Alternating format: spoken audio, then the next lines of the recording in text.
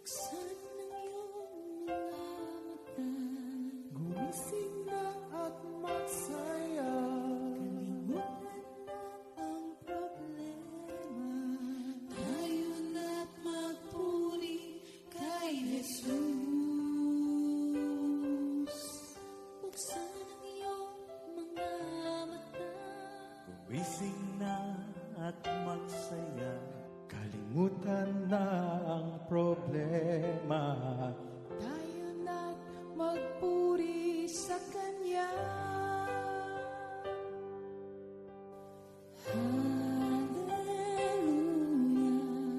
Hallelujah, Hallelujah, hallelujah, hallelujah,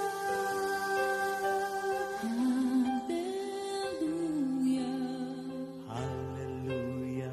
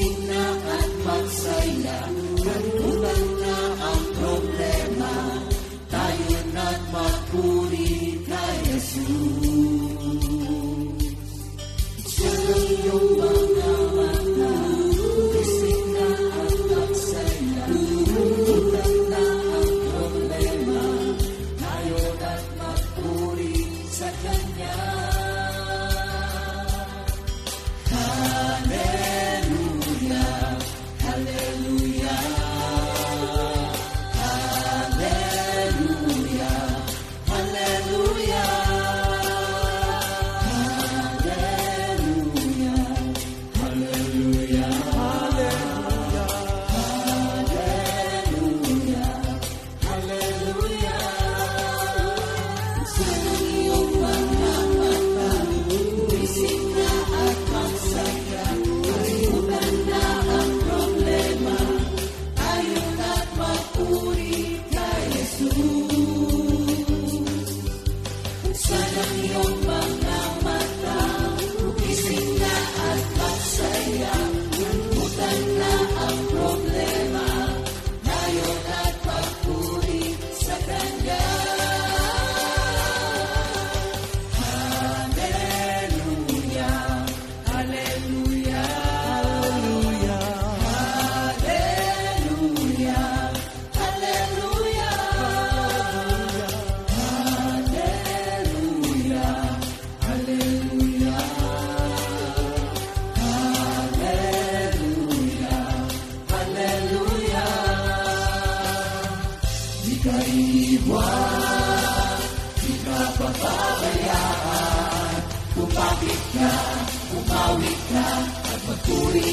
Kanya.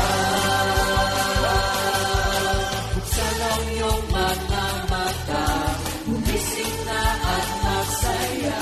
Kalimutan na ang problema, tayo na't magpuri kay Jesus.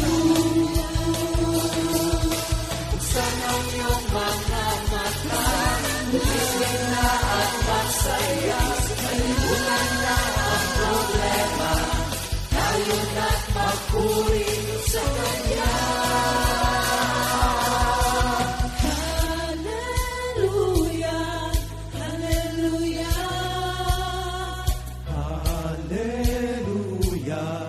Hallelujah.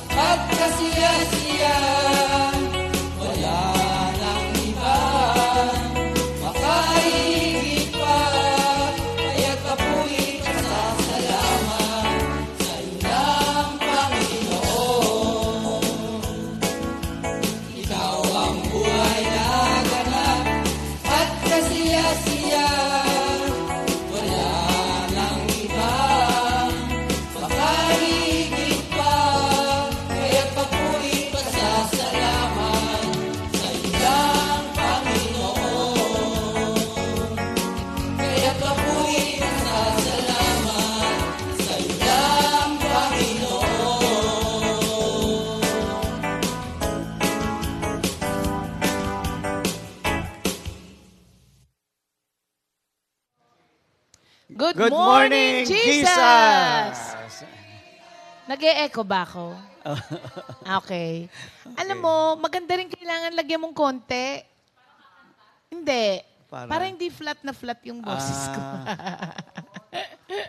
Kala ko. Hindi ka kasi siguro nakikinig after. No? Flat. Kubok. Umaga-umaga no?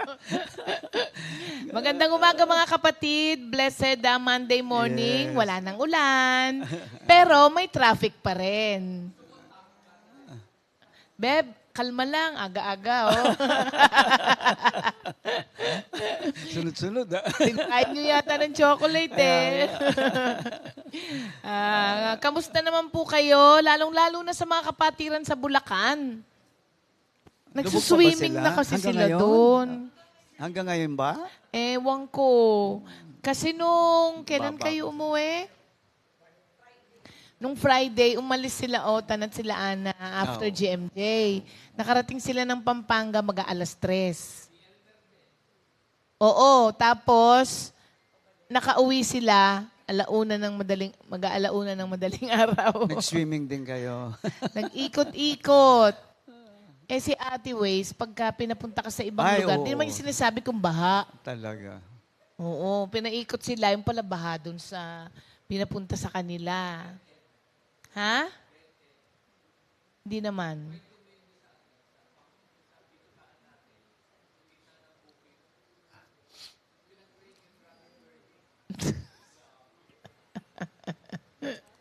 Nakalimutan ko na yun. Ah! Nag-ano kami, nag-waste kami. Oh. Pagpunta ng La Union. Oo. Sabi ni Brother Bernie, kumaliwa na tayo dito. Sabi ko, hindi, may daan dyan. Meron daw daan dyan. Sabi niya, sige. Sabi ko, ilang minutes sa'yo? Sabi niya, 18. Sabi ko, 11 minutes lang pag ito sinunod natin. Oo. Sabi niya, sige, may daan pala. Pagpasok namin, hindi ko alam tong daan na to ha. Sabi ganun. Mamaya, nasa Pilapil na kami. Tapos, yung dinaanan talaga namin, ang dala-dala namin yung kanilang Yung Grandia malaki. na elite. nasa gitna siya ng bukid, tapos sakto lang yung may mga tricycle at mga kuliglig na nakapark kasi bukirin eh. Simentado siya pero ganyan siya ng ganyan. Tapos may mga times, bumababa muna si Ana. Bababa si Ana, pupunta sa harap. Sabi ni Ana, konti. Sabi ni sobrang Sister Vivian, kitid. Brother Otan, mananaglag na yata tayo. Sabi ni Pastor, meron ba bang hangganan? Ay, sabi niya, baka mamaya pagdating doon sa dulo, dead end na to, chinagaan talaga namin. Siguro sabi siguro ng mga magsasaka, anong ginagawa ng sasakyan na to dito? Sabi namin, maiksi nga, pero talagang ganon. Hanggang sa, magpunta na kami doon, sabi, hindi man tayo pwedeng umatras. Sabi ni, kasi wala tayong atrasan. Isang way na lang, talagang nasa bukid, pilapil. Nakarating naman kayo. Nakarating kami, maiksi siyang way, pero Maligalig. ay, naku po. Tawa kami ng tawa na lang. Sabi, at least, di ba, alam natin na ang maiksing way pala, Not necessarily the best oo, way. Oo, di ba? Oo, sabi ni Doc, one time galing kami ng Norte. Nasa Esitex na kami. Tapos sabi niya, kumaliwa. Sabi niya ganon. Sabi niya, turn right. Nasa highway kami, tas bukid yun. Sabi ni Doc, turn right ka dyan. Kinausap si Ate Waze, Pinatulan talaga. Oo. Uy, helpful yan. Lalong-lalo na kung di mo alam yung pupuntahan mo. Pero minsan nako-COVID din si Ate Waze. Oo. Oo, nako-COVID siya. One time, galing kami ng wait lang, Beb, sandali lang. Galing kaming, pandemic pa nun eh. Galing kami ng Tagaytay, nagdala ng mga bigas. Nung pauwi, nag-waze ako. Alam mo ba, pinapadiretso na ako sa NAX Terminal 3. Tapos, ikot daw ako, punta daw ako ng Cavitex. Lalabas ako sa Cavitex, tapos lalabas ako sa Zapote Road, papunta ng Zapote Las Piñas Road, papunta ng BF. Sabi ko, ganun ba ka-traffic ka ako ng Alabang at talagang iikot pa ako na ganun bago ako makarating naman? Sabi niya, hindi yan. Huwag mo sundin yan. Sabi niya ganun. Sabi ko, sige, walang sisihan na pag na-traffic tayo. Alam mo, dumaan kami ng Philin Best. Luwag. Walang ka-traffic. Sabi ko, ano ba ito si ate na COVID? Ba't ako pinapaikot pa na ganun? Tapos nagpunta kami ng Bicol. May pinuntahan kaming lugar ng mga seniors sa QC. Ang totoo, naghihintay kami sa inyo, mga kapatid. Lagi na, kaya matagal tayong kwentuhan muna eh. Tapos, kami. Di, sundin natin tong si Waze. Uy, walang mga sasakyan, sabi namin. Mamaya, palalim na kami ng palalim sa gubat. Papasok naman ng gubat. Oo. Tapos, umabot kami, naputol yung kalye, isang way na lang. Tapos, nasa ilang na lugar talaga kami. Talagang walang dumadaan. Tapos, sabi nung mga nakarating naman kami. Sabi ngayon nung mga senior, Sister Ria, pagbalik natin, wag na natin daanan yun, ha? Sabi niya, kasi may mga NPA. Sabi niya ganon. Sabi ko, ay, okay po, kasi yun po yung tinuro ni Way. Sabi ko, sige nga po, daanan natin yung talagang lugar pagbalik, kasi gabi na rin naman. Dinaanan namin, malayo nga. Malayo yung way na yun. May katwiran naman pala si Miss May Waze. katwiran, pero minsan wala sa katwiran yung katwiran niya. Kasi madadali nga kami, ma-ambush naman kami. Madadali ang buhay. Madadali ang buhay. Hindi ka lang mapapadali ng daan. Madadali rin ang buhay mo. Delikado nga. Oo. Nakapipictures. Okay. God bless you. Ganun eh. Oo. Kasi yung Bicol natin, magiging once a month na. Hindi na siya quarterly. Kasi, mahirap eh. Eventually yan, pagka talagang naging committed na yung mga tao doon, doon na natin patitirahin si Minister Jerry. Okay. Para lumigay ang buhay natin dito. Kuya, hindi gusto mong outreach, di ba? Medyo masakit ang ulo ko. Nahilo bigla. Nahilo. Sinumpong ulit siya ng vertigo niya, Umabalik yung vertigo ko. Nung dadalin na ng bakit wala yung mga ibang kapatiran natin sa outreach? Oo nga. Alam mo, palagay ko hindi sila nagkaintindihan ni Beng. Baka akala nila nung Lunes lang na yon. Mga kapatiran, lahat ng mga workers, every Monday po required na kayong pumunta dito. Pinaikot ang ways. Alam nila? Papunta sila. Okay. Na-traffic pala. Aga-aga, traffic. Sa susunod, aagahan. Oh. Si Sister Lisa, madaling araw nandito na. Sabi ni Oh. Pastor, si Pastor kasi maagang gumising kanina. Bumaba siya. Sabi niya, ang aga ni Lisa. Alas 2 umaalis ng San Pablo yan. Alas 3 ka umaalis, Sister Lisa. Alas 2, alas 3. 3 o'clock, umalis ng San Pablo. Ganon yan. Bakit nga ba ganon?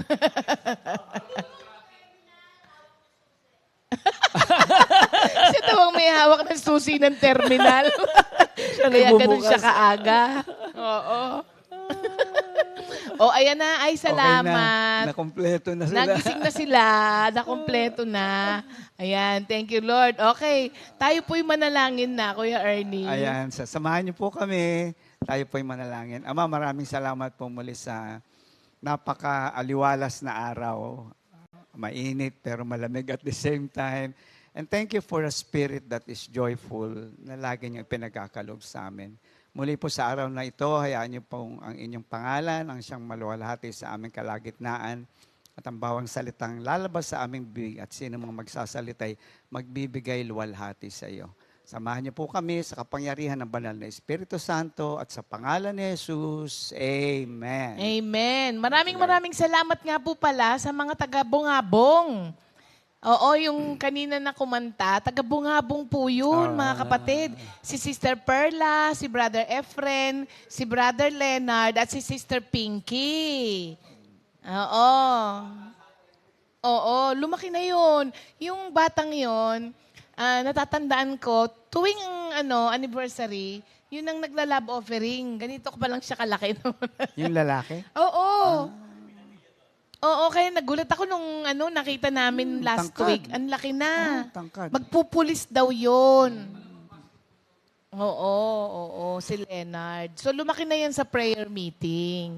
Hello po sa mga taga-bungabong. Nanay Deli, magandang umaga po sa inyo. Maraming salamat po dun sa si Nanay Deli. Hindi niya kinaya nung anniversary ng ng kabanatuan. Oo nga daw, umiyak. Oo, naiiyak siya eh. Naka-ready na dapat daw. Naalala niya. Pagsasakay ng sasakyan, umiyak na daw siya. Hindi na sumama. Oo. Tapos, sa kabanatuan, may singer doon. Sa kabanatuan, si Sister Nora. Oo, ni-invite nga namin na pumunta dito. Lahat yung mga taga-kabanatuan. At nakakatuwa, after almost 3 years, nung nagkita-kita, nakakatuwa sila yung mga, kami, 2 araw, 2 days kayo sa bungabong mismo? Hindi, 1 day sa San Antonio. Okay. Maghapon yun. Nagugulat nga sila. Ganito pala katagal gawin yan? Opo. Tapos, Nakaranas din sila. munti ko na nga patayin si Jeff eh. Oo, kala mo may inaabot sa atin, no? Ay, hindi pala. Sa inyo pala meron. Papatayin ko na to sa susunod. Sabi niya, Nang, di ba mag-ano pa? Sige. Tapos pagkatapos, kakanta pa po si Siya director. Oo. Ang dami niyang Maraming request and dedication. Oo. Ang daming di nagawa no?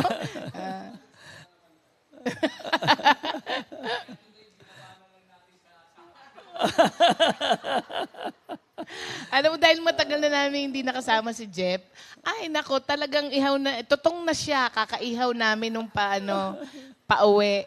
Alam mo, noon lang ako tumawa ulit yung pagtawa ko, naiihi ako. Dahil kad tawa, nauubo ko. Pero hindi pa rin. Hindi pa rin siya tinablan. Kahit na anong-ano.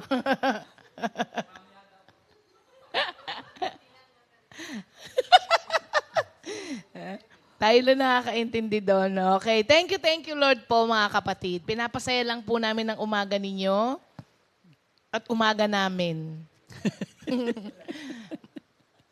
Parang walang effect yung binigay ko sa inyo. Di ba dapat hyper kayo?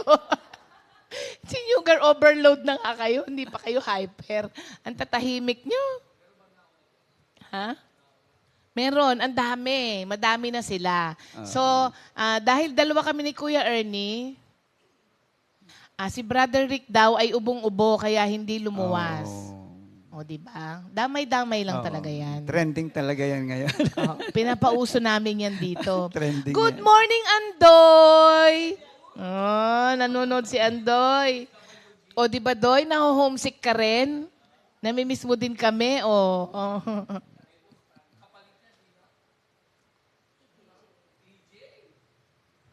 Si EJ kahapon, no? Parang Korean yung forma. Ganda.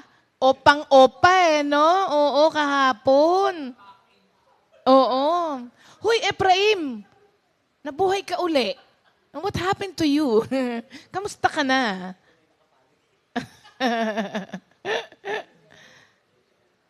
Oo. Kaya po tinawag na waste.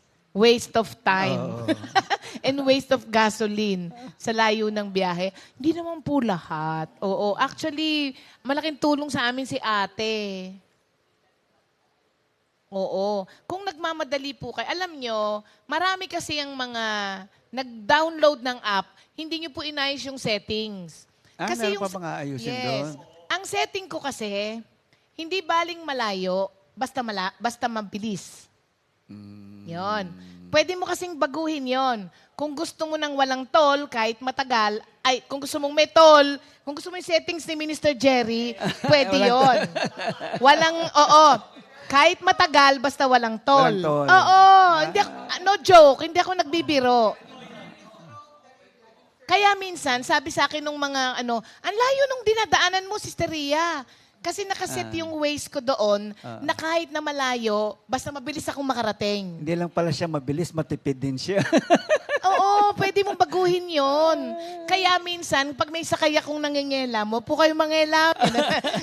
Yun ang setting ng ways ko. May sariling setting. Oo.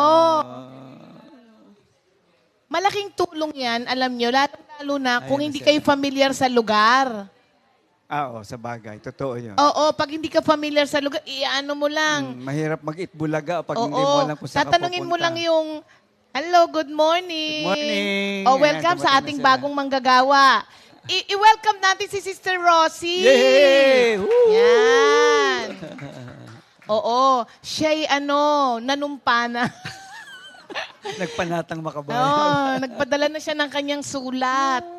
Thank you, Lord. Kasi actually matagal lang kinakausap kasi siya ni Lord. Ngayon na yung ngayon siya tumugon. Binigay niya Kaya yung welcome, matamis na, Sister Rosie. Sana po yung magtagal kayo. joke lang. Wag po kayong magugulat at wag kayong mabibigla. Kasi may mga bully po kami rito. Huwag mo naman takutin aga-aga. Maganda na yung maaga pa'y sinasabi para makapaghanda si Sister Rosie. May warning na kagad. Oo. Hindi lang sa kanya, sa lahat ng gusto. Pero walang kasing saya. Oo. Ang lingkod ni Lord. Totoo yan. Amen. Agree lahat pagdating Oo. doon. Kahit naman hindi ka mag-worker, subukan magtrabaho sa labas. Mas malala nga Dwayne, kailan ang effectivity ni Dwayne? Si Dwayne mo. May volunteer worker na no? Ilang taon na si Dwayne? Hindi ba? Ilang taon na lang, pwede na siya. Ilang taon na lang, pwede na siya magsimula. 4 years old pa lang, alam na niyang may calling siya. Kaya pala. Hinihingi na nga yata ni Nanay Paring si Dwayne. Ayan, nandiyan na yung mga kapatiran natin. Magandang umaga, mga kapatid. At sa mga darating po na mga Lunes, ay isa-isa nyo po silang makikita. O, di ba? Nakinabahan na agad sila. Sabi agad din na ganun po talaga yon. Okay? Thank you, Lord. Okay, Ernie, umpisa na tayo? Gusto mo na ba? Excited na ako kanina. Nahihilo na siya, mga kapatid. Okay. Thank you, Lord. Para po sa ating memory verse of the week. Ephesians 1:17, good news. Good news to, no? And ask the God of our Lord Jesus Christ, the glorious Father, to give you the Spirit who will make you wise and reveal God to you so that you will know Him. Naku, tamang-tama pala talaga yung topic natin ngayon. Oo, sa ating memory verse. Sabi nila, sino si Sister Rosie at taga saan po siya? Sister Rosie, halika punta kayo sandali. dito na makita kayo. Gusto kang makita ni Sister Rita kasi alam mo si Sister Rita, magpo-full time na rin yan eh. Oh! Sister Advance to be Rosie, halika. recognized. Ano na po kayo dito? Ayan. So, Eto si Sister Rosie. Si Sister Rosie Magtibay ay from Tumalim. Oo, na prayer group natin sa Batangas.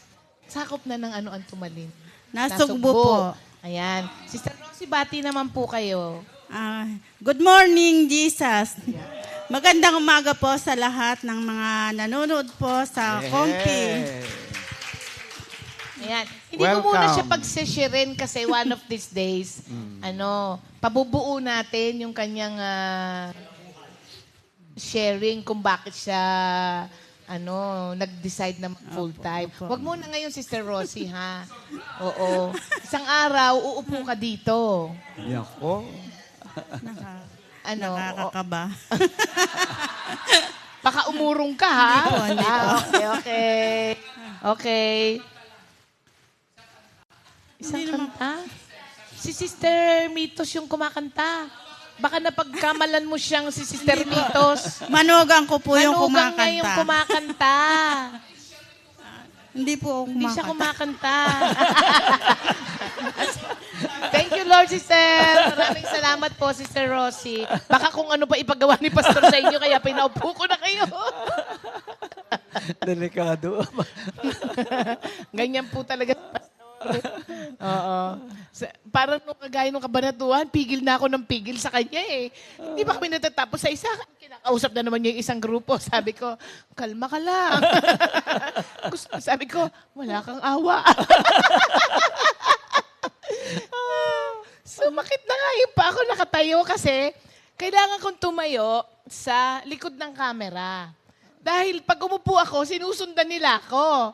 Parang ako yung kausap nila. Sinusundan nila ako. Di hindi na sila makakatingin. Nakatayo talaga ako. Maghapon sa likod ng camera para...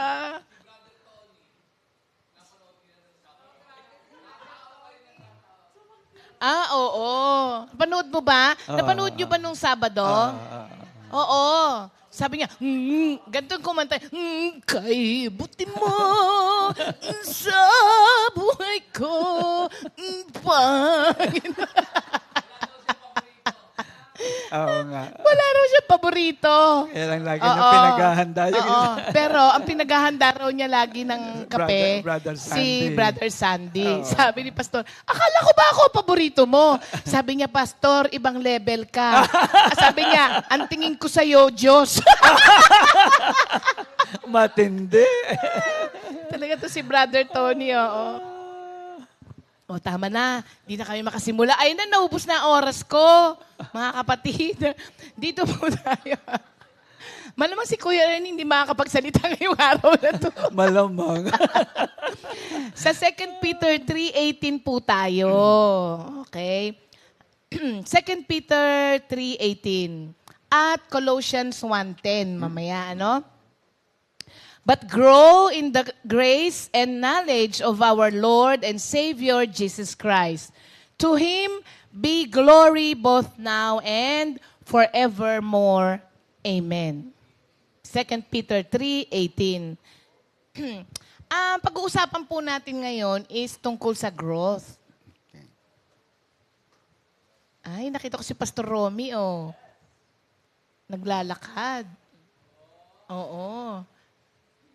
Morning. Oh, diba? Lahat tayo nakatingin kay Pastor Romy. Naglalakad na kasi. So, tama na, Beb. Hindi naalala ko kasi. Yung growth po ay pag-uusapan natin ngayong umaga. Pero itong growth na to is growth in the grace and knowledge of our Lord Jesus Christ. Ang growth po kasi is something that brings life. True. Oo. Kasi kung wala pong growth, magkakaroon ng stagnation, eventually, death Die. na. Oo, mamamatay na. Kasi walang buhay where there is no growth. There is no life where there is no growth. Halimbawa, ang isang bagong panganak, di ba, meron niyang meron niyang mga, kung ilang buwan na, dapat ganito nakalaki.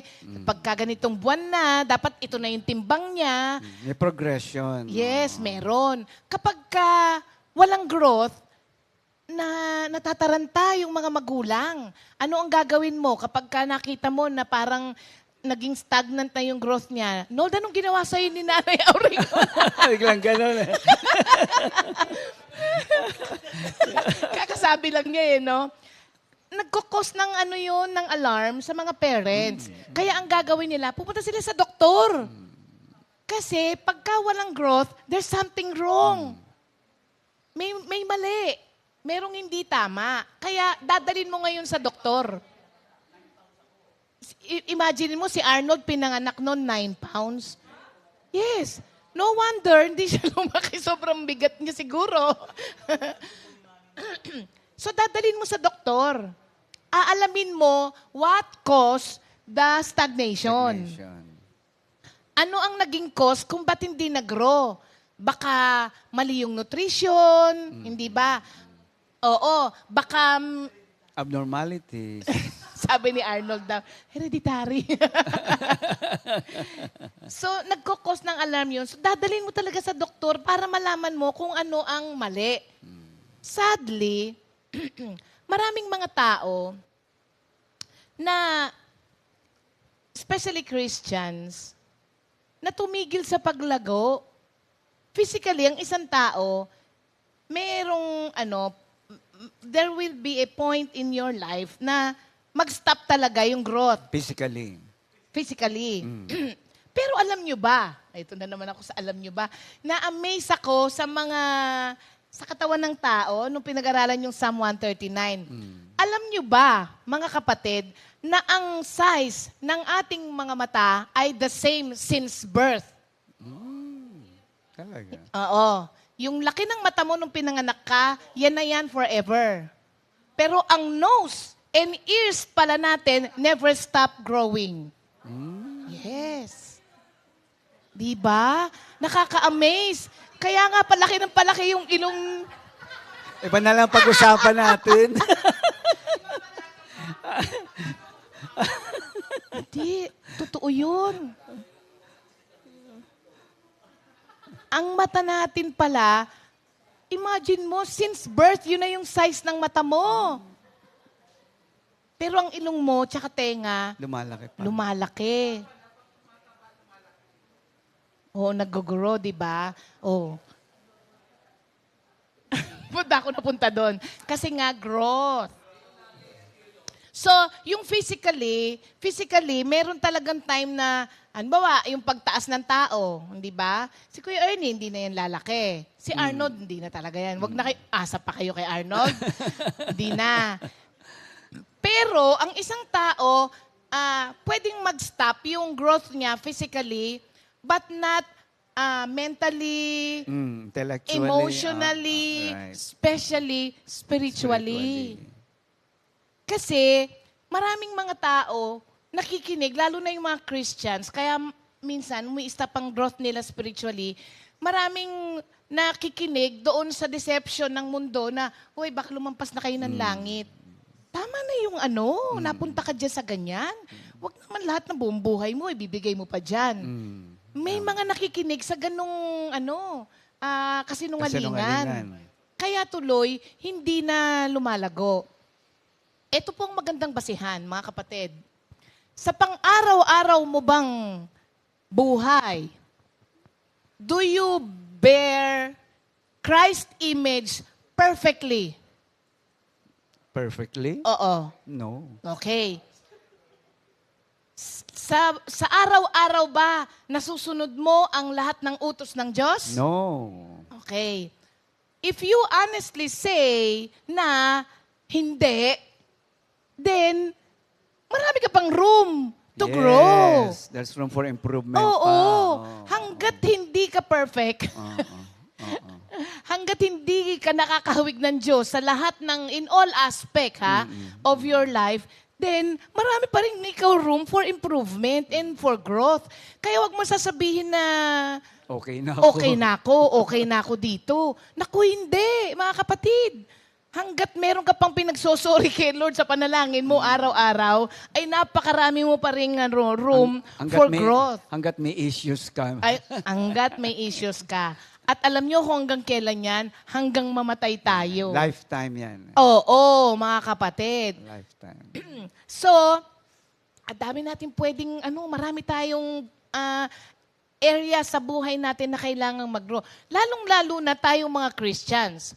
Kasi, nung tayo po ay natagpuan ng Diyos, at nilinis na tayo from all our unrighteousness at mga kasalanan, tapos inadapt niya tayo bilang anak niya, nag-umpisa tayong mag-grow spiritually.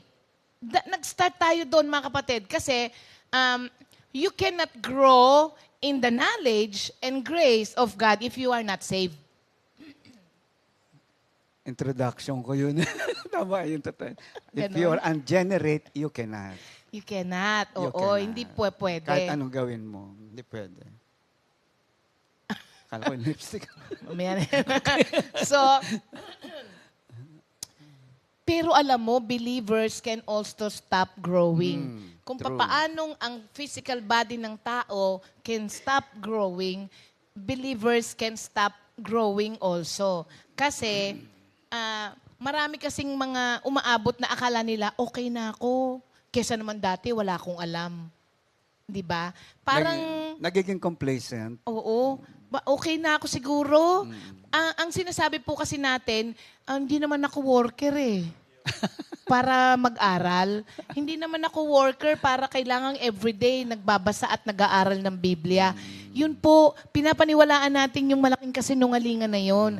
Kaya ang nangyayari, nagkakaroon ng stagnation sa spiritual growth po natin.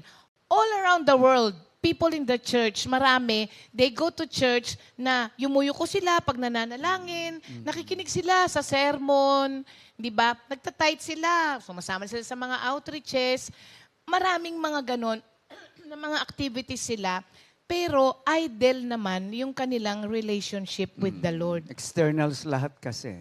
Pwede po yun, mga kapatid.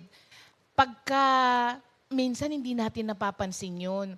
Dahil kinocompensate natin yung growth natin ng mga activities, nakukontento tayo na, sumasama naman ako eh.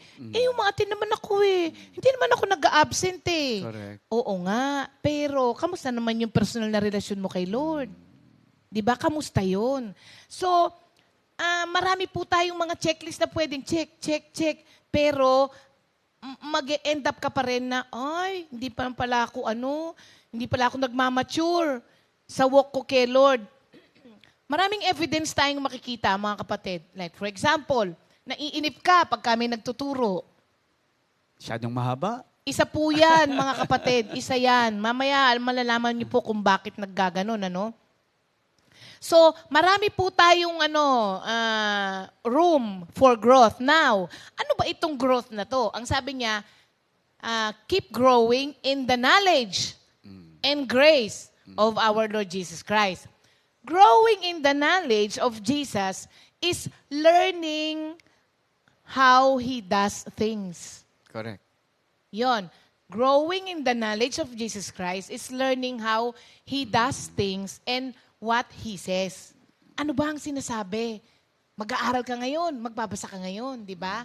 So, growing in the knowledge. Pwede natin sabihin head knowledge yan. Hindi ka kasi pwedeng lumago nang wala kang head knowledge. So, growing in the knowledge. And growing in His grace naman is learning to trust Him to make you like Him. Na kahit na hindi mo dinideserve ang kahit anong blessing, gagawin pa rin niya sa'yo. Yes. So, pati pala yun, you have to learn. Actually, many people miss that mark. Oo, kasi they do not learn. They do not study. Hindi mo pinag-aaralan kung papaano kumilos ang Diyos sa buhay mo. Hindi mo binabasa ang mga sitwasyon mo in the light of God's Word. Correct. Kasi pag hindi mo ginawa yon, dadaan lang ang pagsubok sa'yo nang nahirapan ka pero wala kang natutunan. Totoo yan. At hindi mo magagawa yung sinasabi sa James 1 na consider it pure joy. Hindi mo makikita yung joy doon. Kasi hindi ka nag-grow in the knowledge and grace of God. Paano mo maintindihan kung ba't ka inalaw ng Diyos na dumaan sa ganon? Kaya maraming mga tao, sabi ko talagang mabait ang Diyos, ba't niya ako inahayaang ganito? Walang knowledge kung ano ang sinasabi ng salita ng Diyos. Yung mga nakakapag-aral ng salita ng Diyos, ay hindi, pinatatatag yung faith ko. Kasi natutunan natin, may head knowledge tayo, na yun ang purpose ng mga pagsubok na dumadaan sa buhay natin. Eh kung hindi natin alam yun, magagalit ka kay Lord. Maraming beses nga nasisisi pa ang Diyos, nasasabing unfair. Kasi nga, Sisisihin mo talaga, kuya, kung hindi mo alam yung mga purpose ng mga ganon, hindi ba? Totoo yan. So yun pong ibig sabihin, kaya in-encourage tayo dito ni Peter to grow in the knowledge. Okay. Ito yung mga reasons why Peter commanded us to grow in the knowledge of our Lord Jesus Christ. Yung head knowledge po kasi na yan, mga kapatid, the moment na natutunan mo yan, malaki ang posibilidad na ipamuhay mo siya. Kasi natutunan mo. Tsaka unang-una, nag-search ka talaga. Interesado ka. So pagka natutunan mo, meron ka ng ipapamuhay. Kasi kung hindi mo natutunan, ano ipapamuhay mo? Wala. So yung head knowledge na yon will develop and increase your faith. Kaya yung head knowledge lamang before, na-i-experience mo siya through your action. Dahil kasi, itong head knowledge, natutunan natin, nagbasa tayo, nag-aral tayo, natutunan natin, ipinamuhay natin, nakikita na ngayon yon sa action natin. Yun ang na-develop sa atin, yung faith natin. Kasi, kung puro na natili lang yan sa head knowledge, hindi mo pinamuhay, yun yung dead. Cold na pananampalataya, dead siya. So napakahalaga na lumago ka in the knowledge. Kasi pag hindi ka nag-aral, anong i-apply mo? Parang doktor. Kung hindi ka nag-aral, paano mo mapag-aaralan kung saan ka hihiwa? Anong Hindi basis ba? ng action mo? Anong basis ng action mo? Wala. Biyak ka lang ng biyak. Di ba? Bahala na, basta biyak lang ng biyak. Kasi wala kang knowledge. Ganon din sa ating pananampalataya. Pangalawa, ba't ka kailangang mag-grow in the knowledge and grace? Because ang knowledge of Christ, is a sure safeguard against heresy and apostasy. Correct. When you say heresy, ito yung mga pagtuturo na salit-saling, ano yan? Sabi-sabi. Oo. Sabi-sabi lamang, walang basihan. Wala sa katotohanan. Ang apostasy, paglayo. Kasi, yun nga yung pinag-uusapan natin kanina, kung hindi mo alam, kung wala kang head knowledge sa purpose ng mga pagsubok sa buhay mo, magiging apostate ka. Kasi, ayoko na dyan. Akala ko pa naman. Ganon. So, puro ka lang dun sa akala. Kaya, hahantong ka. Pero kung may knowledge ka, nag-grow ka in the knowledge of God, lahat ng nangyayari sa buhay mo, may paliwanag. Naiintindihan mo ngayon, and nabebear mo. Kasi may pangakong hawak-hawak ka. Meron kang truth, may katotohanan ka na hawak-hawak na hindi pwedeng hindi mangyari sa'yo. Ngayon, nababata mo ngayon yung mga pagsubok, and actually you can go through all these trials and testings joyfully. Because you find meaning even in your pain. Kasi nga, may knowledge ka. Yes. Kaya sabi ni, sino yun? Knowledge is Power. power. Ha? Ernie Baron. Si Ernie Baron, ang sabi niya, knowledge is power. Oo nga. Knowledge nga is power. Meron ka ngayon nakapangyarihan na tanggihan ng kasalanan. Hindi ba? Meron ka na ngayon tanggihan yung mga dating ginagawa mo. Hindi na, ayoko na. Kasi nagkaroon ka na ng knowledge ng salita ng Diyos. Ang pinag-uusapan naman natin dito talaga is knowledge of Christ, hindi ba? Pangatlo, ito ay mabisang antidote sa mga false teachers. Tama. Sabi nung iba, wala naman ako na-encounter. Kapatid, hindi mo kailangang lumabas ng church para ma-encounter mo ang mga false teachers.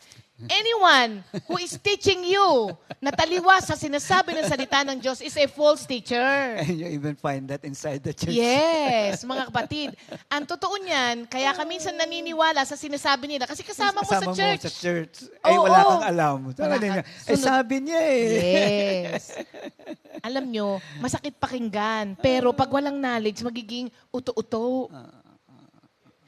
Oo. Kasi kung ano na lang ang sabihin sa'yo, talaga ba? Okay, sige. Gagawin ko yan. Susubukan ko yan. Kasi Christian siya, sabi niya. Oo. So, pang-safeguard mo to against false teachers. Kasi alam nyo mga kapatid,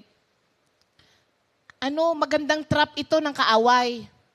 Tuturuan ka ng mga bagay na taliwa sa salita ng Diyos. Now, if you are not diligent in studying the Word of God, ay naku, Malaloko ka. sasabay ka lang talaga sa... Yun yung pinag-usapan din natin nung isang araw. Wala kang anchor eh. Hindi mo anchor ang Word of God eh. Kaya madali kang utuin, di ba? Madali kang pasunurin, madali kang bolahin, at madali ka ring lokohin. Kaya kailangan, never stop growing in the knowledge of God. Sunod, mga kapatid. So, may knowledge ka na ngayon. Truthful knowledge ka na ngayon. Na-exercise mo na ngayon ito. Through your action. Kaya lumalago yung pananampalataya mo. Now, pag ginawa mo to, you are bound to grow spiritually. Doon ka ngayon nagpo-produce ng fruit. Doon ka nagpo-produce ng fruit. Alam nyo ba mga kapatid na ang Kristiyano ay malalaman mong totoong Kristiyano sa by their fruit only. Sa fruit lamang. Doon lamang. Ano bang dinulot nito sa kanya? Meron bang bungang idinulot? Alam naman natin. Alam niyo, wag yung basihan yung mga external. Ang dali-daling gawin yan. Pwede nga akong mag-volunteer na may iba akong motibo eh. Hindi ba? Pwede nga akong kumanta ng kumanta, pero mapapansin mo, pag kumakanta ako, gusto ko, lagi kong kino-commercial yung galing ko. Pero, kumakanta ako para kay Lord. Yun yung sinasabi nating puro galing, walang anointing. You can do that, at maraming gumagawa niyan. Kaya nga minsan, maraming mga tao, ayaw kumanta ng impromptu. Bakit? Kasi baka magkamali ako. Ano kung magkamali ka? Pwera na lang kung kumakanta ka para sa sarili mo. Pinoprotektahan mo ang sarili mo. Pero pagka inabutan ka ng mic, kumanta ka, tas alam mo, kinakanta mo to para kay Lord, ano kung sintonado ko? Hindi ko naman kinakanta to para sa'yo. Di ba? Nakukuha po ba natin, mga kapatid? So, you are bound to grow spiritually. Nagpo-produce ka ng fruit. Mahalaga yung fruit of the Spirit.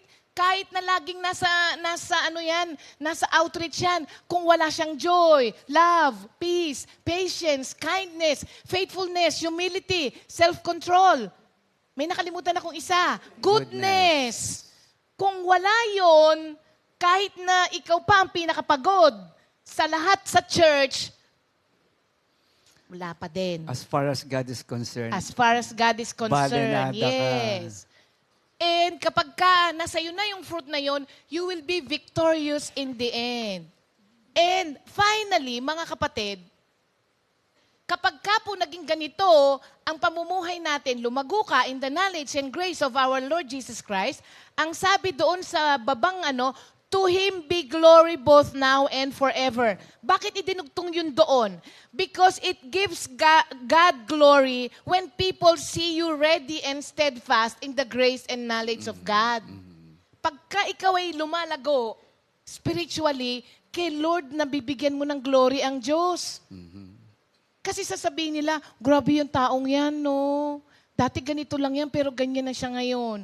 Or ikaw yung nasasabihan, grabe yung taong yan, no? Hanggang ngayon, ganun Ang pa rin tagal-tagal na kay Lord, ganun pa rin siya. Aray ko. Whichever. Bato-bato sa langit daw, ang tamaan wag magalit. Alam nyo, although growth ay hindi po instant, pero naman, makitaan ka naman. Meron may, kumbaga may sibol at may sibol Oo eh. Nilalabas, Di ba? Oo, nandun na tayo, dahan-dahan. Pero parang maski konti, hindi ka yata makitaan. So may problema, kailangan daling ka sa doktor. Ganon ang mga nanay eh. Ganon ang mga magulang. Pag yung anak parang, ba't di lumalaki yung anak ko? Dadalhin talaga sa doktor yun para magawa ng paraan. Pumunta ka sa doktor. Wag ikaw, no? Ngayon, 5 minutes na lang, Kuya Ernie, ha? Okay lang. May mga indicators kasi na nagre-reveal ng quality ng growth mo. If you are really growing in the knowledge and grace of God, may mga indicator to. May mga sign na nakikita kung ikaw ay nag-grow. Unang-una, ang isang tao na nag-grow in the knowledge and grace of our Lord Jesus Christ, nagkakaroon siya ng sense of deepening hunger for Christ. True. Lumalalim dapat, parang habang tumatagal ka, lalo kang You become more passionate for the Word of God. Oo, lalo kang hindi napupuno. Kumbaga parang Kulang lagi. kulang. Hindi sapat. Bitin. Ayan. Ngayon, kung wala kang ganon, pumunta ka na sa doktor. Doktor, sa salita ng Diyos ang sinasabi ko, maski kasi ang doktor walang magagawa sa'yo pagka ganon. So, nagkakaroon ka ng deepening hunger and thirst for Christ. Ngayon, kung hindi ka na nauuhaw na mag-aral, hindi ka na nauuhaw na kumanta palagi kay Lord, mas nauuhaw ka pang gumawa ng ibang bagay, mas nauuna ka pang gumawa ng ibang bagay kesa magdasal, mga kapatid, aminin mo man o hindi, there is something wrong. Indicator yon mga kapatid. Kasi, as you experience more of Jesus, di ba? Kasi si Lord ang bread of life eh. Sino ba naman ang ayaw ng bread? Kain ng kain. Di ba gusto mo kain ka ng kain? So, the more na na-experience mo si Jesus, the more your desire for Him will increase. So, pagka nag-i-increase ang desire mo kay Lord, ay, magandang indicator yan. Pangalawa, kapag ka ang mga believers ay nag-grow in the knowledge and grace of God, yung discernment nila sa kasalanan, nagiging matalas. Sharp. Nagiging matalas. Hindi na sila ngayon napapayapa doon sa mga maliliit na kasalanan na dati pinabaliwala lang kasi maliit lang naman. Mas sensitive na ang Mas iyong, sensitive ka ngayon. Kaya sabi nung iba, ang OA mo Pagka nagiging OA ka na, ayon sa ibang tao, Yun yung na yun. masyado ang OA mo na, parang di na tayo makapag-usap ng hindi tungkol kay Lord. Puro si Lord na lang ang bukang bibig mo. Dati na-OA yan din ako sa mga taong ganyan. Kasi dati, hindi ako ganung mag-aral. Pero ngayon, nakakatuwang kausap yung pagbuka ng bibig, alam mong nag-aral. Alam mong nagkaroon sila ng pakikipag-usap, pakikipag-ugnayan kay Lord kanina. Nagkaroon ng encounter. Nagkaroon ng encounter kasi pag nagkukwentuhan kayo, alam mo, yung napag-aralan ko kanina, merong mga taong stop, pagod na ako dyan, tapos na ang morning devotion, huwag mo na akong Alas 10 na tapos na GMJ. Oo, hanggang 9:30 lang. Pagtapos doon, mag-usap muna tayo ng iba. Ay, naku mga kapatid, ngayon hindi na ako na-OA yan sa mga ganon. Kasi, ganun pala ang nagagawa ng nag-aaral ka at nakikipag-ugnayan ka kay Lord. Yung iba pagkausap mo, they change the subject matter. Oo, no? They change the subject Oo. matter. Ayaw Parang nila. sabi nila, hindi na raw kasi tayo nakasahid sa lupa. okay. Pagdating ng araw, ayoko nakasahid sa lupa. Kasi pag nakasahid ka sa lupa, umaangat na lahat, kinukuha na ni Lord, nandiyan Nasa ka ka pa pa rin nakasayad. Kasi hindi ka umaangat sa lupa. And lastly, last na talaga kuya, yung sphere of love natin, nag-e-expand. Yung mga taong hindi mo matanggap dati, natatanggap mo na. Kahit na minsan may mga kurot-kurot, hindi ka papayagan ng Espiritu ng Diyos na nasa iyo na manatili yung inis mo sa taong to. True. It's true. Alam nyo, wala naman taong walang kinaiinisan. Hindi ako naniniwala. Hindi ako naniniwala na walang taong walang kinaiinisan. Meron lagi yan. Meron. Pero, alam mo yung natututo mong ayokong gamitin yung bere. Kasi You parang learn to adjust and look at the situation pwede pa again. natotolerate mo. Oo. 'Di ba? Pero- Nagaganon mo na eh. Dati kasi, tatamaan na sa akin to eh. Pero ngayon hindi na eh. Nauunawaan mo na kasi. Nabibigyan mo na lang katwiran minsan. Oo. Tama yon. Alam mo, magandang ano yon, magandang ugali yon. Halimbawa, nakasalubong mo ngayon, inismiran ka lang. Lagyan mo ng kwento. Para wag sumamalob mo sa kanya, baka kasi nag-away sila nung asawa niya kanina. True. Nataon lang na nadaanan ko siya, tas ako yung napagbuntunan. Gawan mo ng kwento. Para maunawaan mo siya. Oo, totoo yun. Gawan mo siya ng kwento. O kaya, hindi nakainom ng gamot. Baka hindi nakatulog Hindi yan. nakatulog. Lagyan mo ng kwento para maunawaan mo. Wag yung ano agad. Ano furniture, Beb?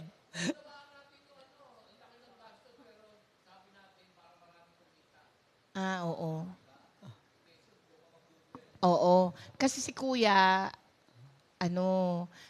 may pinagawa kasi kaming sopa. Okay. Pumunta pa naman ako doon sa gawaan talaga.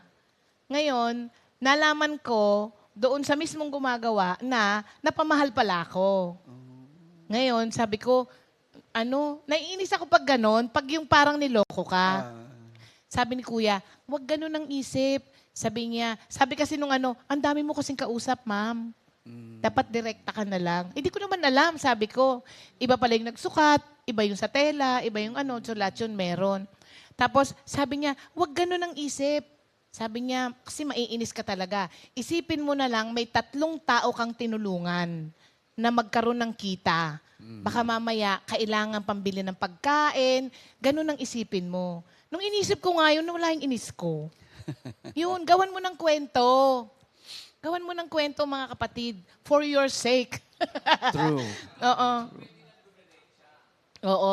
So yun, lumalawak. It continuously expand yung sphere of love natin. Natotolerate na natin yung mga tao na hindi kayang itolerate ng iba. Kasi nga, marami kang pondo, marami kang baon. In conclusion, kasi alam nyo, pagka nag-grow tayo in the grace and knowledge of Christ, magagawa na natin yung sasabihin ni Kuya Ernie. In conclusion, seek God and find out where in your life you need growing. Saan ba sa buhay ko na kailangan akong mag-grow? And Oo. that needs honesty on your part. Kasi pag hindi ka naging honest, bakit ko kailangan mag-improve sa ganito? May problema ba ako? Gaganong ka kasi, di Totoo ba? yan. Anong sinasabi mo sa akin? May problema ako sa ganito? Ang natural man, takot i-confront ang sarili kasi. Oo. So, seek God and find out kung saan you can continue to grow. And do not allow yourself to be a walking dead. Zombie. Oo, sa busan po yan. Sinusunog. Ngayon, sinusunog yung mga zombie. So, wag mong hayaan, kapatid, na nag-exist ka dito sa spiritual realm na zombie ka. Kasi sayang ang panahon, sayang ang blessing, sayang yung dapat na nasa iyo na, pero Nawala pa. hindi mo makuha kasi zombie ka pala. Thank you, Lord. Gusto mo bang ituloy-tuloy na natin or gusto mo ng break? Break muna. Break muna, mga kapatid. Happy birthday kay Sister Leia Soriaga, Sister Maril Arellano, Brother Ruel Miranda, Sister G. Guerrero, and Brother Eric Sahul. belated happy birthday to Brother Roderick Anake. Anake. And wala na. Ay, yung Baguio. Oo. Happy birthday po sa inyong lahat, mga kapatid. After nito, Okay. kantahan muna at sayawan muna sila ni Mama Ched.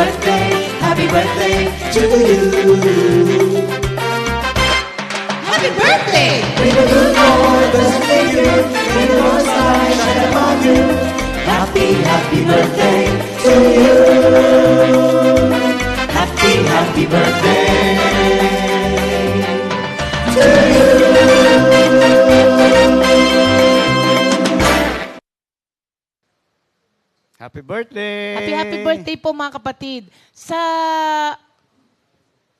August 19 ay anniversary po ng Baguio outreach natin.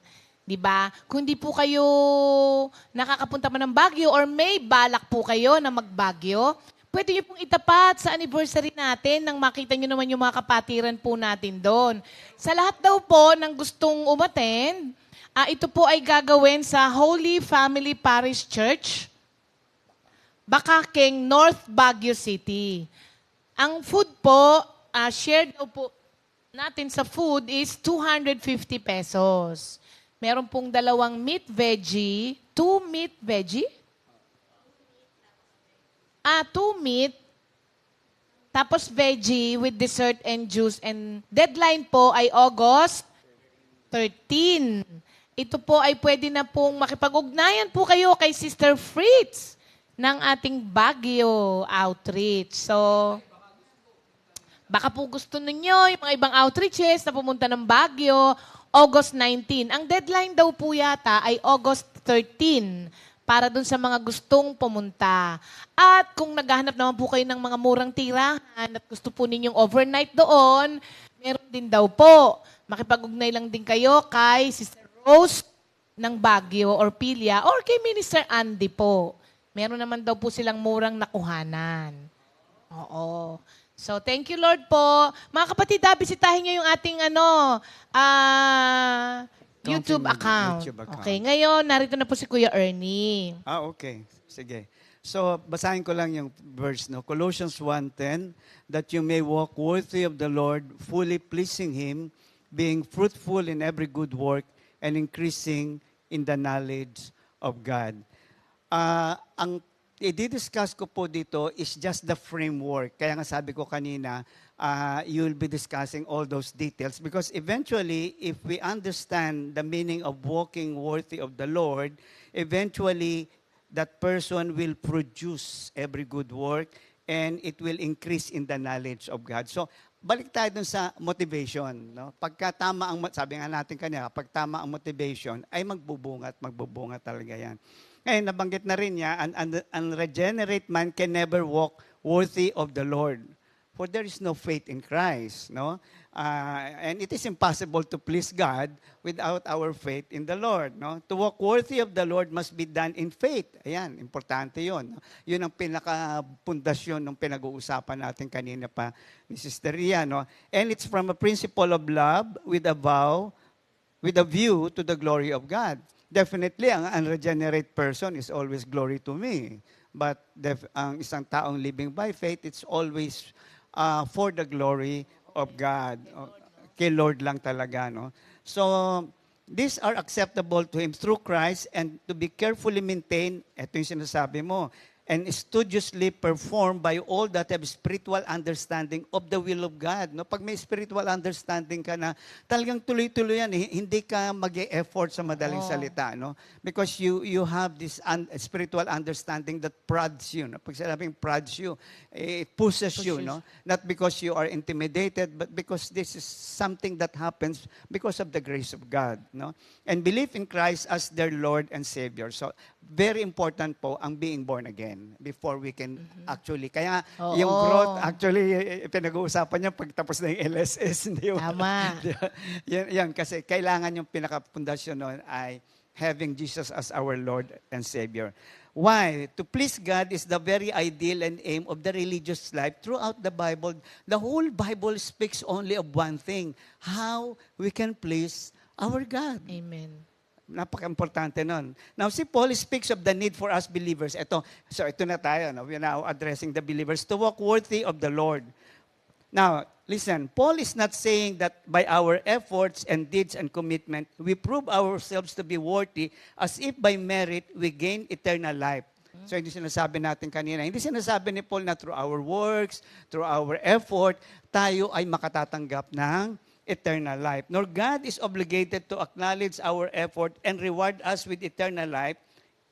Para minsan, ay, dapat lang ibigay sa akin ng Diyos ito. Dapat lang pagpalain ako ng Diyos. Dapat lang makarating ako sa langit.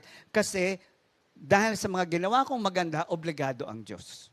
So, yan ang isang, ano ba magandang example dito, no? Misconception. Sa Pilipinas, marami nito. Sinasabing Christian, but this. They recognize within themselves the inadequacy of their self-determined good works and anxious and fearful lest they be found not worthy of heaven, so be condemned in hell. Maraming Kristiyanong Pilipino nagbabaka sakali. Baka sakali namang makarating ako sa langit dahil sa mga efforts ko, may mga ginawa naman akong maganda. So, walang kasiguraduhan. Yun ang nagagawa ng walang knowledge. Yun. Nagbabakasakali. Ayun. Exactly. Nagsisimba naman ako eh. Dadasal naman ako. Ayan. So, doon na pupunta ang maraming tao. Okay? So, akala nila. So, andun yung fear na, pag tinanong mo, saan ka kaya pupunta? Sa langit o sa impyerno? Hindi ako sigurado eh. At nakukontento na lang sila doon. Yun ang, Parang sapat na sa kanila. yun ang nakakatakot eh. Bakit ka nakukontento sa isang sitwasyong delikado ka?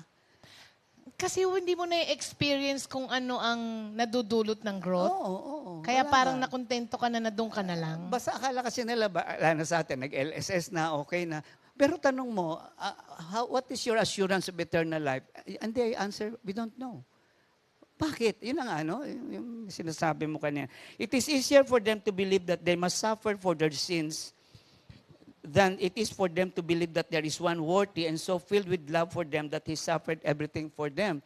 May naringgan ako ng ganito. Sabi niya ganun, kaya nga itong, nangyayari, may sakit ako, naalala ko lahat ng kasalanan ko. So, ang nangyayari is, nakakalimutan natin, may nagbayad na ng lahat ng kasalanan natin at dapat ko lang danasin ang lahat ng itong nahihirapang ito, bunga ng aking kasalanan. Oo. So effort pa rin. Sa langit ako pupunta kasi lahat ng kasalanan ko binabayaran ko na dito sa lupa. Doon nagiging resentful ang tao sa mga pinagdadaanan kasi Obviously. hindi naiintindihan. Hindi naintindihan. Kailangan danasin to kasi alam ko marami yung kasalanan. Anong gagawin ko? So, Nagiging malupit ang Diyos pagka Oo, ganon. exactly. Ang tingin niya sa Diyos ay nakalimutan niyang may namatay para sa kanya na binayaran na lahat ng yaon. Ano? They continually look within themselves that speak of righteousness and fail to cast themselves wholly upon the righteousness of Christ. So naghahanap sila ng kabutihan. Kaya may mga Kristiyano pa rin magsasabi, mabait naman ako. Mabait naman ako. Nakalimutan Sana niya. kunin ka na ni Lord. Nakalimutan niya ang Romans 3:10 that there is no one righteous. Di ba? Nakalimutan rin ang Roman 5:6, for we were still without strength in due time, Christ died for the ungodly. So ano makikita natin dito? May mga Kristiyano na nagpipilit ng may mga ginawa naman akong mabuting bagay, mas marami naman akong ginawang mabuti kaysa sa masama. Kaya most probably pupunta ako sa langit. Ayan. Most probably not. Meron pang isang mga tao, no? They see themselves desiring to be punished for their sins after death if their good works or earthly penances or atonements are not adequate in merits. Parang merits and demerit, no? Mas marami ba akong nagawa? Kaya sa kanila, ang buhay Kristiyano, burden. Oo. Kasi kailangan kumilos ako, kailangan gawin ko to para makarating ako sa langit. Oo. Parang sales lady na kailangan makakota, gano'n. Oo, makakota man lang, di ba? Kapasok man lang yung isang paa sa langit, okay na yun. Now, what is the problem? They don't see the all-sufficient worthiness of Christ, but only their own unworthiness. Kristiyano na ang hindi pa rin nakikita kung ano ang ginawang ng Kristo para sa atin upang tayo yung maging karapat-dapat sa kanyang harapan. At problema ito, minsan, kaya ayaw mag-aral. Because they think that they should work hard for it rather than finding out how God plans to make us worthy before Him. Yun ang nagiging problema. No? By doing so, they belittle the worthiness of the shed blood of Christ and nullify the glory. So, hindi na nila binibigyan ng diin yung ginawa ni Kristo. So nakasentro lang sa sarili na ano pa ang pwede kong gawin, ano pa ang pwede kong... it's all about themselves. Nawawalan ng halaga yung ginawa Nawala ni ng halaga Cristo. ang ginawa ni Kristo. Kasi nga, minsan tayo, yung false humility na, I am so unworthy. Na hanggang ngayon, ang tingin mo yes, that's true, we are so unworthy. But remember, merong nagmamahal sa atin na sa kanyang ginawa para sa ating lahat, sa kanyang kamatayan sa krus at muling pagkabuhay, ay ginawa tayong worthy sa kanyang harapan. Minsan yung pagiging unworthy na yan, yung mababang tingin sa sarili, ang nagiging dahilan na wag na lang, hindi naman ako karapat dapat mag-aral yan. Hindi naman ako, my goodness is not sufficient, no, to be able to enter that kind of life. Kaya sabi mo nga, hindi, mga worker lang yan. Diba? We must first see, ito po yun, we must first see the all-sufficient worthiness of Christ. The inability to understand the all-sufficient single sacrifice of Christ make us doubt our worthiness. Hindi natin makita kung paano tayo ginawang karapat-dapat sa harapan ng Diyos dahil hindi natin pinapahalagahan ang ginawa ni Kristo sa buhay natin. Kaya hanggang ngayon, kahit sinasabi mong Kristiyano ka, pero ang iyong mindset ay parang hindi pa rin Kristiyano. Oo. Alam mo yung medyo malaking problema yung hindi naman ako worker. Are we not all striving to go to heaven? That's the problem. You're striving to go to heaven. Ibig ko sabihin, hindi ba lahat tayo gusto natin yun? Oo. Pero bakit pagkadating sa pag-aaral at pagsaliksik sa salita ng Diyos, di man ako worker? Parang reserve lang sa worker. Sa totoo lang, aminin natin, laziness. Oo nga. Katamaran. We must first accept, eto maganda, we must first accept and find peace in our total insufficiency. May problema rin ng mga Kristiyano dito. Ay, hindi naman ako kasing sama ng ibang tao. Mga kapatid, not unless we see ourselves as we really are, insufficient and nothing before God, we will never find the peace in the works of Christ who made us worthy. Hanggat di natin nakikita kung sino talaga tayo at ang pangangailangan natin sa Diyos, hindi natin papahalagahan ang ginawa ni Kristo sa buhay natin. No? Again, I'll repeat that. We must first accept and find peace in our total insufficiency. That is knowing that not one atom of anything within us or in our lives can stand righteously before God. Wala tayong katwirang maipagmamalaki. No kabaitan na maipagmamalaki sa harapan ng Diyos. Pag inatanggap mo yang kapatid, magkakaroon ka pa ng kapayapaan. Bakit? Because that will turn our eyes by necessity to the one who declared us worthy by our redemption through His blood. Pag nakita natin ang ating kawalan, ang ating kahugkagan, that is the time that we look upon the Lord who has given us that gift of worthiness through His death on the cross. So, mga kapatid, tignan niyo yung yung progression ng ating pag-aaral. I want you to look at your mindset. Ganito ba tumatakbo yung utak mo? Kasi along the way, kagaya nga, hindi nila matanggap na, hindi ako makasalanan, hindi ako kagaya ng iba dyan na may problema ka kapatid. That's why you're never at peace. You try to work on your own kasi sabi mo, mabait naman ako, gagawa pa ako ng maraming kabutihan. Maliwanag po sinasabi ng scripture, basura tayo. Wala tayong pwedeng ipagmalaki. Now, the point is, are you at peace with the truth? Because that's the only time when you look unto the cross and see what God has done for us. Turning away from ourselves and our works and fixing our hearts upon the all-sufficient sacrifice of Christ will gradually actualize within us a certainty of eternal life.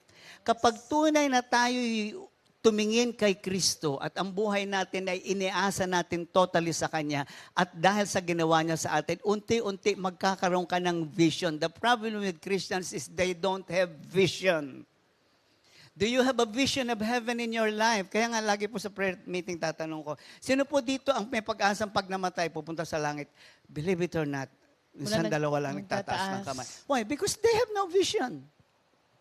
If you see what Christ has done for you and believe in the teachings of Christ and His promises, then definitely there's that vision of eternity in your life and that prods you to do what we have just discussed with Sister Rhea. Kailangan po natin, sabi nga, without vision, people die. Oo, they perish. A Christian without vision will die. Kaya nga, hindi ka rin magtatry na alamin pa yung yung mga karunungan na galing Kasi wala sa ka namang Diyos. vision. Ay, wala ka namang motivation, So, and peace that surpasses all understanding. Kaya nga po, sa isang Kristiyano, talagang makita mo, balik ako kay McDonald's. Alam mo sabi ni McDonald's na, yung isang saint daw, ay isang taong parang walang ginagawa. And yet, pag gumilos ang Diyos sa buhay niya, everybody notices it. Now, that's the kind of life that God wants from us. No? Isang buhay kung saan na meron tayong vision na bunga ng ginawa ng Kristo, tayo ginawang karapat-dapat, and at the same time, He is bringing us to what? To eternity. Yan po ang pag-asa natin. Imagine, sabi ko nga, sa prayer meeting, anong ginagawa natin dito? Nagbobolahan tayo. Anong ginagawa natin dito? Kolektor ng love offering ninyo. No, we are preparing for heaven. That is exactly the reason why we have all this social gathering, religious gathering, no? Now, therefore, our walk worthy of the Lord, fully pleasing Him, is not to evoke praise and admiration of who we are, but praise and admiration of who He is. So dito po naiiba na kung gano'n ang pananaw natin, hindi po tayo gumagawa ng mabuti upang ang mga tao ay makita yung ating worthiness. Uy, ang bait mo na talaga ngayon. Uy, ang galing mo na ngayon. Kung hindi, ang makita nila is the worthiness of the gospel of salvation. Nasasabihin nila, wow, si Kristo ang kumilos sa buhay mo. Hindi ba, uy, ang bait mo, ganito Hindi. Dahil sa gospel, dahil yan, taong yan, laging binabanggit si Kristo, kita mo, nagbago. May pag-asa pala ako. May pag-asa pala ako. So, ang credit, hindi sa atin. Ang credit ay nasa gospel. Para bang sa PMA, hindi ba sa PMA? Ay dati parang lalamya-lamya yan. Dahil nung pumasok sa PMA, yan, ay kita mo, ang tikas-tikas ngayon. Hindi siya ang kinredit doon sa kanyang pagbabago. Kinredit niya ang institution, yung PMA. So, ganoon din sa atin, no?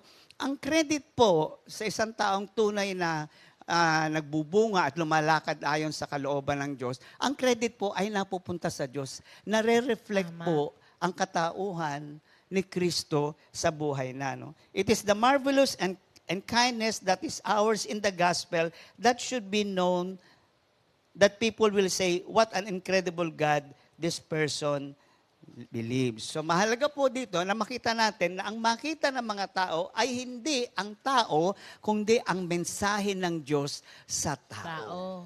Remember, we are messengers. We are just messengers. We are empty vessels. But through the Christ working by grace and mercy, binanggit kanina ng Sister Rhea, yun ang nagaganap sa buhay natin. Yung mga sinasabi mo kanina, no? Bakit? Kasi nga, ang nakikita ng mga tao ay, ganito pala kumilos ang Diyos sa mga taong nagtitiwala sa Kanya. So Colossians 1:10 is not that we are worthy by virtue of how we walk. Okay? Ito yung illusion naman na, ay, okay na ako because, and because of this, I'm worthy to go to heaven. But that we should walk in a way that displays how much Jesus is worthy of such obedience on our part. So yung ating paglakad, worthy of Christ, is telling the people that this life that I'm going through right now is worthy because of the obedience that is worthy before my God. Karapat dapat lang itong buhay na ito sapagkat itong buhay na ito ay ay ibinibigay ko sa isang Diyos na karapat dapat ng aking pagsunod. So ang motivation natin dito is because we want to see people that Jesus is worth it. Na ano pa man ang mangyayari. Kaya nga, sa Hebrews 11:37, they were stoned, they were sown in two, they were tempted, was slain with the sword, they wandered about in sheepskin and goatskin and being destitute, afflicted, and tormented. They went through a lot, pero they were willing to go through it. Why? Because these people are saying, Jesus is worthy of all my sacrifices. Jesus is worthy of all my sacrifices. Karapat dapat lang ang mga sakripisyong ito sa isang Diyos na nagligtas sa akin, na nagmamahal sa akin. So, wala ang sarili. Wala ang sarili. Kung hindi pinapakita dito ang worthiness ng ating obedience sa ating Panginoon. May mga similar verses dito, kagaya ng Colossians 1:10. I won't be reading the verses, but you can read them. Ephesians 4:1 is focused on the worth of calling, not our personal worth.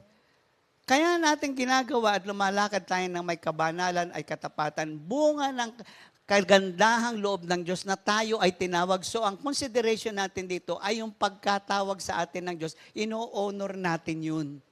Okay? Philippians 1:27, focus on the worth and value of the gospel of Christ, not to the people who believe it. So nasaan ngayon ang glory? Ang glory na bibigay sa Diyos. Kasi it's not anymore focus on ourselves, but it's focus on the worth and value of the gospel of Christ. Ay, gusto ko na rin maging Kristiyano. Gusto ko na rin, kung ganyan na magiging buhay ko, ay gusto ko na rin ang gospel. See? So tayo ay we become the display of the gospel, in fact. No? We are the living gospel. Hindi tayo ang nakikita. Ang nakikita ay ang kagandahan ng Ebanghelyo sa buhay ng mga taong nagtiwala dito. 1 Thessalonians 2:12 and 3 John 6 declares that God is worthy of our complete and unqualified dedication. So our worthiness made through the suffering and death of our Lord Jesus Christ is for us to display the worthiness of our God. And finally, it is a life worthy of the life of the Lord that is fully pleasing to God, for it is He who fills up with the knowledge of Him. Pag ito ang ating mindset, what happens? Na wala ang sarili. Kung di ang makita ay ang gospel, makita ang ginawa ng Diyos sa buhay mo, mapiplease na ang Diyos doon. Yung mindset mo palang na gano'n. So everything that I do is based on that.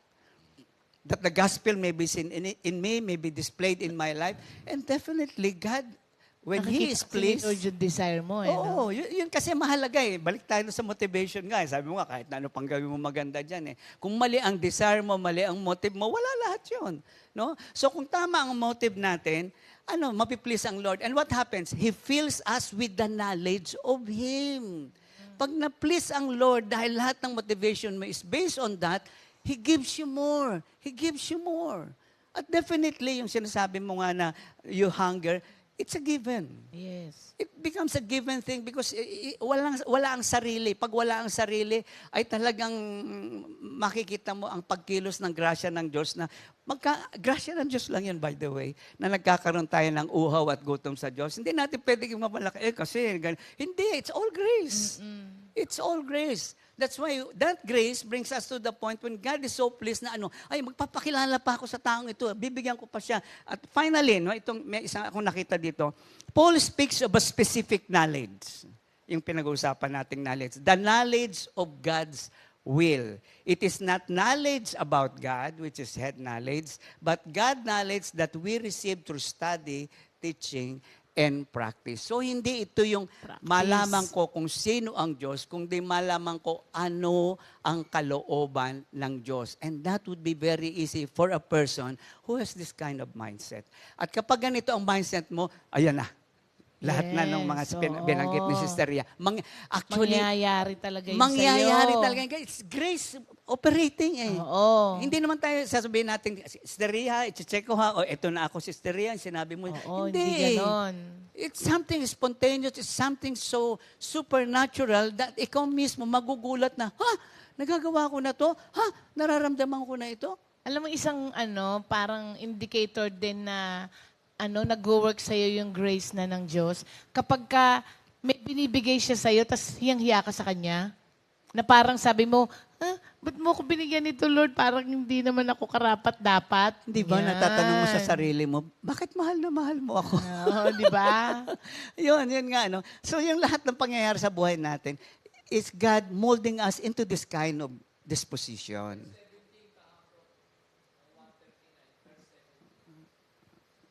Verse 17. So habang hinahanap, Go ahead. yun, no? Yun ang unang hinahanap ng Diyos sa atin, hindi gawa. Patingin ang puso mo. Ano ang motivation mo? Para saan yung ginagawa mong mabuti? At kapag ito ang ating puso, that you are worthy. Kaya ngayon, pag may mga dinadanas tayong problema, may mga dinadanas tayong sakit, o mga problemang hindi mo dapat problema, pero naging problema mo dahil sa ibang tao, you are able to go through this because my God is worthy of the sacrifice that I am going through. Hindi mo siya i-question.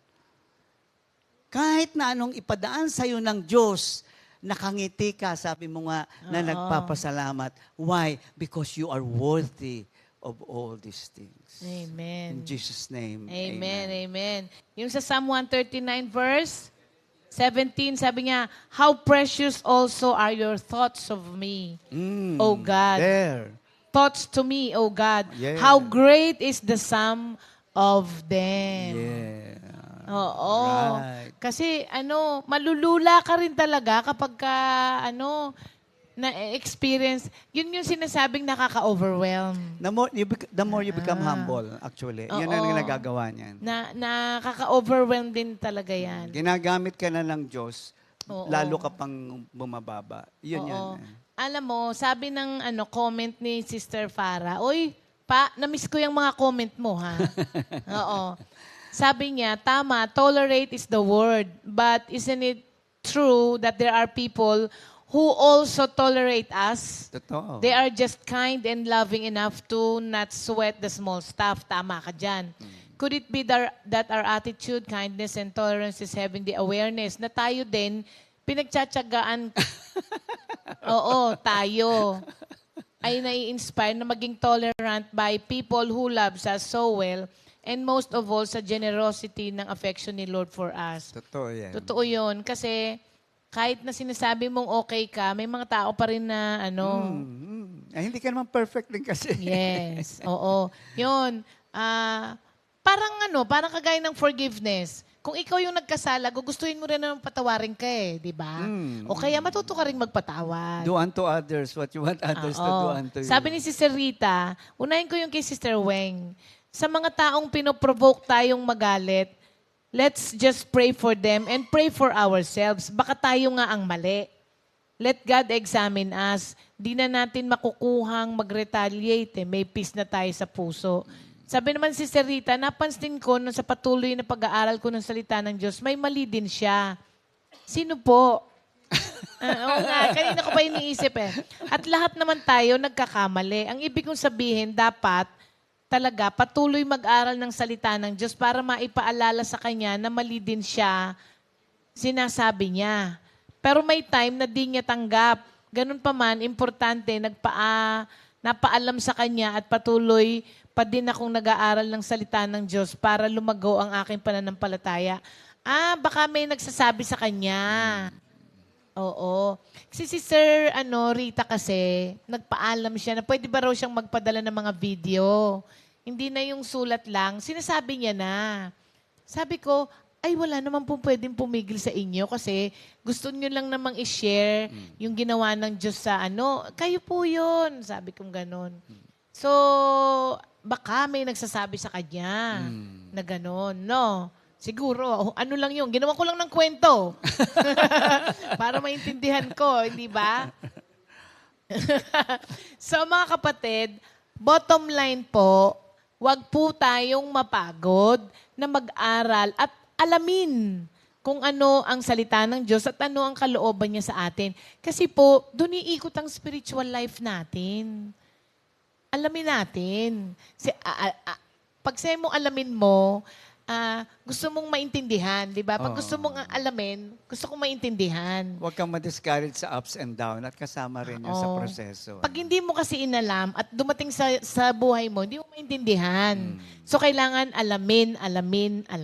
Thank you, Lord. Siya nga pala, mga kapatid, bago ko makalimutan, hello po kay Tata Fred at kay Ninang Nilda. Madaling araw ba ngayon doon? O gabi? Oo, gabi siguro. Okay. Bago ko makalimutan, ito'y walang kinalaman sa pinag-aaralan natin ngayon. Okay. Disclaimer. Gusto ko lang i-share. Alam nyo ba, simula kahapon, lagi nila kung alam nyo ba, alam nyo po ba, mga kapatid, na sa Wilcon ay merong mga area na ang nakalagay, slightly damaged tiles. Alam nyo ba, nataranta kami ni Sister Connie nung pumunta kami doon. Yung mga tiles na malalaki at mahahaba, yung pangyayamanin na tiles, ang 2 piraso nun, pinakamura is 1.8 pataas.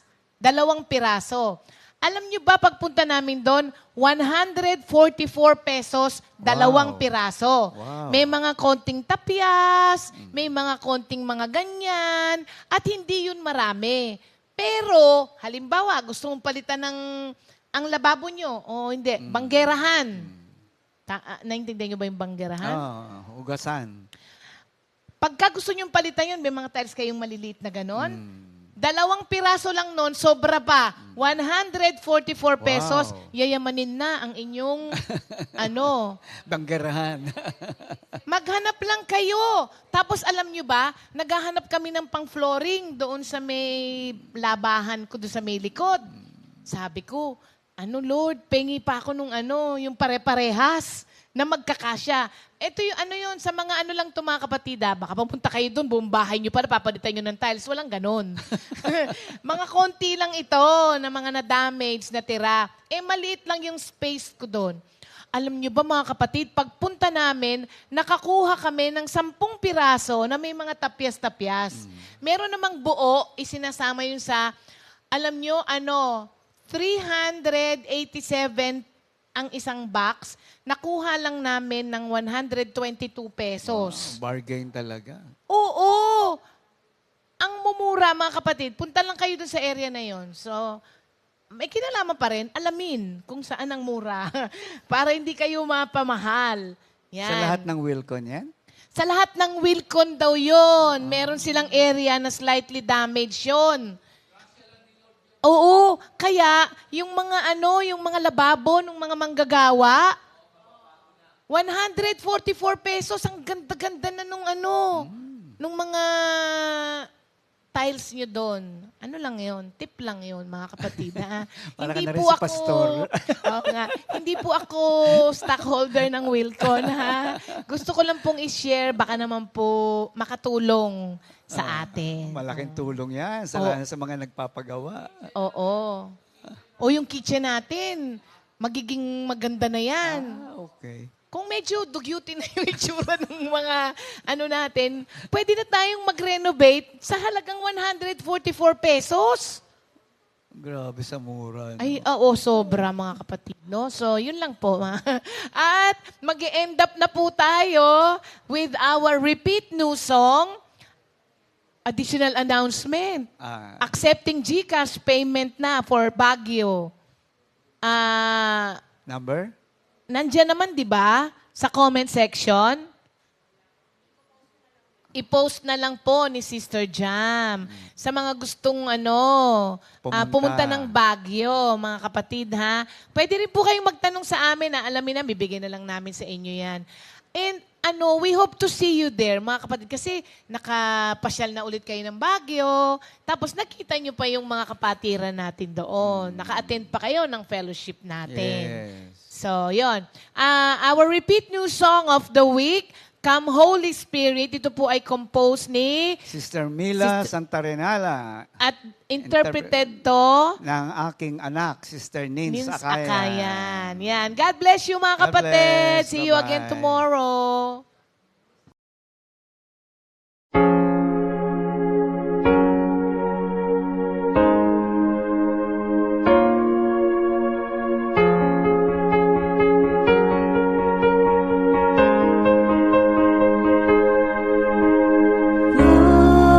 Glorify your name on high. Magnify your name.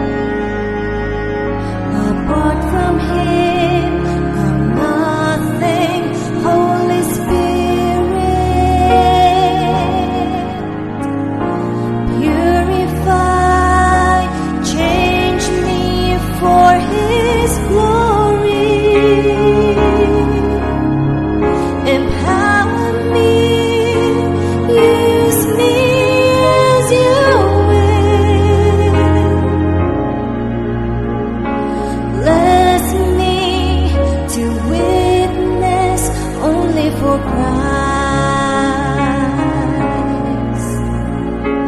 Bless me to witness only for Christ. Bless me to witness only for Christ.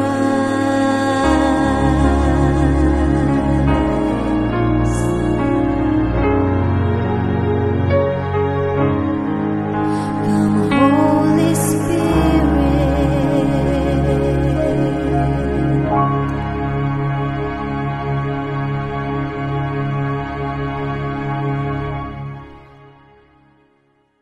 Second Timothy 2:2. Hallelujah. Second Timothy 2:2. Praise the Lord. Second Timothy 2:2. You and me, let us proclaim the gospel. Second Timothy 2:2. Hallelujah. Second Timothy 2:2. Praise the Lord. Second Timothy 2:2. You and me, let us proclaim the